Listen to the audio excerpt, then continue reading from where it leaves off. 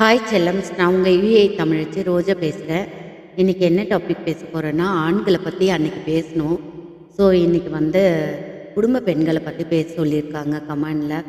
அதை பேசுகிறதுக்கு நான் ரொம்ப பெருமைப்படுறேன். ஏன்னா குடும்ப பெண்கள்ன்றது ஒரு வரம். அவங்க ஒரு மகாலட்சுமி மாதிரி. வீட்டுக்கு அவங்க இல்லைன்னா வீடு நல்லா இருக்காது.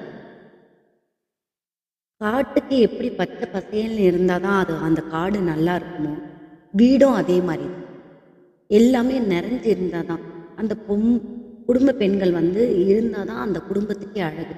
இல்லைன்னா அது அழகு கிடையாது. ஸோ குடும்ப பெண்களை மதிங்க. அவங்க அத்தைக்கு எது பிடிக்கும், மாமாவுக்கு எது பிடிக்கும்,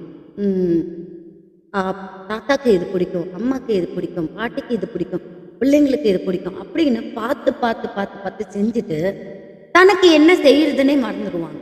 தனக்கு என்ன பிடிக்குன்றதே மறந்துடுவாங்க. ஸோ அந்த மாதிரி எல்லாரும் மீதி வச்சதை சாப்பிட்டு வாழ்கிறவங்க தான் குடும்ப பெண்கள். அந்த மாதிரி ஒரு வரம் யாருக்கு கிடைக்கும்? உங்கள் லைஃப்பில் உங்கள் குடும்ப பெண்களை நீங்கள் மதிங்க.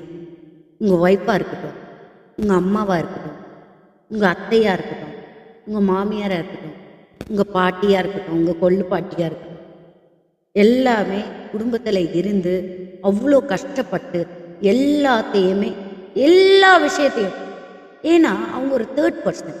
ஒரு குடும்பத்துக்கு வர்றதுன்றது ஒரு தேர்ட் பர்சனாக உள்ளே வராங்க. உள்ளே அவங்களுக்கு எதை பற்றியுமே அவங்களுக்கு தெரியாது. இருந்தாலும் எல்லாத்தையும் அட்ஜஸ்ட் பண்ணி எல்லாமே ஒன்றா சேர்த்து இதுதான் சாப்பிடணும், இப்படி தான் இருக்கணும், இப்படி தான் வாழணும் அப்படின்னு அவங்களுக்குள்ளேயே அவங்கள செட் பண்ணிக்கின்னு இருக்காங்க. அதே மாதிரி ஒரு நாள் கூட உடம்பு சரியில்லாமல் போனால் கூட அவங்க தான் எழுந்து சமைக்கணும்.